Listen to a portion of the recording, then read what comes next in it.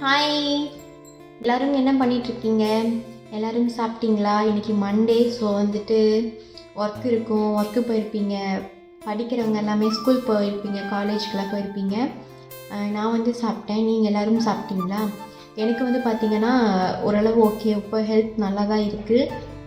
நான் வந்து ஒரு வீடியோ போட்டிருந்தேன் பார்த்தீங்களா, ரொம்ப ஸ்டொமக் பெயின் தாங்க முடியல, இந்த மாதிரி ப்ராப்ளம் இருக்குதுன்னு சொல்லிட்டு. அதுக்கு வந்து எல்லாருமே நல்லபடியாக எனக்கு சப்போர்ட் பண்ணியிருந்தீங்க. நிறைய கமெண்ட் நல்லபடியாக பண்ணியிருந்தீங்க. நல்லபடியாக கமெண்ட் பண்ண எல்லாருக்குமே ரொம்ப ரொம்ப தேங்க்ஸ். நான் நினைக்கல நீங்கள் இந்த மாதிரி கமெண்ட் பண்ணுவீங்கன்னு சொல்லி. ஆனால் எனக்கு எல்லாருமே சப்போர்ட் கொடுத்துருந்தீங்க. எனக்காகவும் என்னோடய குழந்தைக்காகவும் நீங்கள் ப்ரேயர் பண்ணிக்கிறேன்னு சொல்லியிருந்தீங்க. சொன்ன எல்லா நல்ல உள்ளவங்களுக்கும் ரொம்ப ரொம்ப தேங்க்ஸ். எங்களை வந்து ஹாஸ்பிட்டலில் அட்மிட் ஆக சொல்லியிருந்தாங்க, ஏன்னா இன்ஃபெக்ஷன் ஆயிடுச்சுன்னு சொல்லியிருந்தாங்க.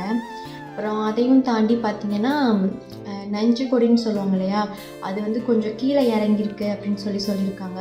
அப்படி இறங்கக்கூடாதுன்னு சொல்கிறாங்க. பட் எனக்கு கொஞ்சம் கீழே இறங்கியிருக்கான். ஸோ அதனால் வந்துட்டு சேஃபாக இருக்க சொல்லியிருக்காங்க, ரெஸ்ட்டில் எடுக்க சொல்லியிருக்காங்க. நீங்கள் வந்து ஃபுல்லாக ரெஸ்ட் எடுங்க அப்படின்னு சொல்லியிருக்காங்க.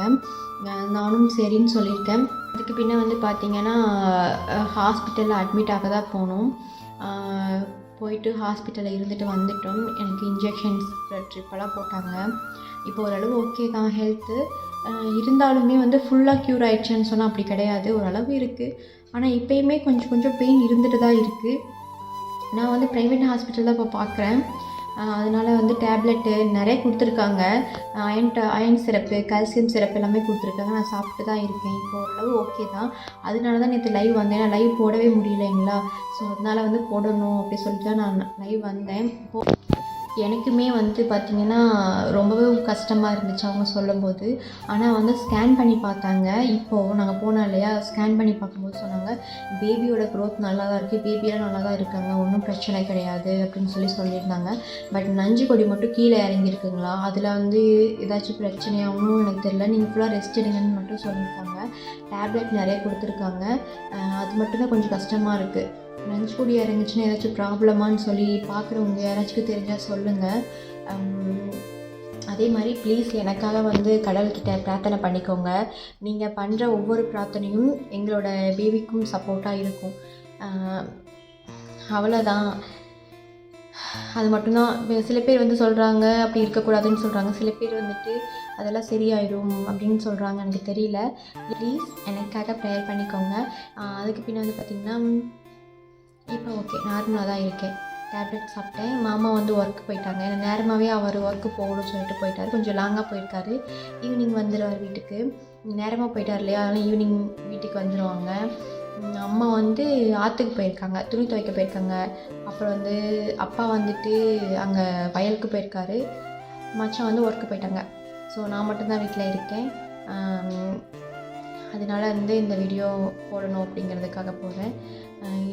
ஏதாச்சும் நான் போகிற வீடியோ தப்பாக இருந்தால் தயவு செஞ்சு மன்னிச்சிடுங்க. நீங்கள் எல்லோரும் எனக்கு சப்போர்ட் பண்ணி நல்லபடியாக கமெண்ட் பண்ணது, எனக்காக கமெண்ட் பண்ண எல்லா நல்ல உள்ளவங்களுக்கும் ரொம்ப ரொம்ப தேங்க்ஸ். வேறு என்ன சொல்லணும்னு எனக்கு தெரியல. ப்ளீஸ் எனக்காக ப்ரேயர் பண்ணிக்கோங்க. இனி வந்து மார்ச் மந்த் வந்துட்டு என்னை வந்து ஹாஸ்பிட்டல் வர சொல்லியிருக்காங்க ஸ்கேன் பண்ணுறதுக்காக. 5th month scan. இப்போ வந்து 4th மந்த்து தான் எனக்கு நடந்துகிட்ருக்கு. 5th மந்த்து ஸ்கேன் வந்து வர சொல்லியிருக்காங்க. போய் பார்த்துக்கணும். ஏன்னா நான் ஜிஹெச்லேயும் பார்த்துட்டு இருந்தேன் பார்த்தீங்களா, ஜிஹெச்சில் வந்துட்டு அங்கேயும் எனக்கு பெயின் இருக்குதுன்னு தான் சொன்னேன். பட் வந்து அவங்க சொன்னாங்க ஹீட்னால தான் பெயின் இருக்கும் அப்படின்னு சொன்னாங்க. ஆனால் வந்து நஞ்சு கொடி இந்த மாதிரி கீழே இறங்கியிருக்கு அப்படி சொல்லிட்டு சொல்லலை, லைட்டாக இறங்கியிருக்குன்னு சொல்லிட்டு. பட் இங்கே ப்ரைவேட்டில் போன பின்ன தான் எனக்கு டீட்டெயிலாகவே சொன்னாங்க. ஸோ அதனால் வந்துட்டு இப்போ நான் ப்ரைவேட்டில் தான் பார்த்துட்டு இருக்கேன். அதனால் வந்து பார்க்குற நீங்களும் கன்சீவாக இருக்கீங்கன்னா கொஞ்சம் கேர்ஃபுல்லாக இருங்க, சேஃபாக இருங்க. வெயிட்லாம் அதிகமாக தூக்காதீங்க. அதே மாதிரி ஓவராக ஃபாஸ்ட்டாக நடக்காதீங்க. கொஞ்ச நாளைக்கு வந்து நம்ம சேஃபாக இருக்கணும். ஏன்னா அவங்க சொன்னாங்க ஒரு 7 மந்த் வரைக்குமே சேஃபாக இருக்கணும் அப்படின்னு சொல்லிட்டாங்க எனக்கு சொன்னாங்க. ஸோ அதுதான் நான் அவங்ககிட்டையும் சொல்கிறேன். நீங்கள் யாராச்சும் ப்ரெக்னெண்ட்டாக இருக்கீங்கன்னா, இந்த வீடியோவை பார்க்குறீங்கன்னா, நீங்கள் ரொம்பவும் கேர்ஃபுல்லாக ரொம்ப சேஃபாக இருங்க 7 மந்த் வரைக்கும். அதுக்கு பின்ன கூட நீங்கள் வந்துட்டு கொஞ்சம் கொஞ்சமாக ஒர்க் பண்ணலாம்.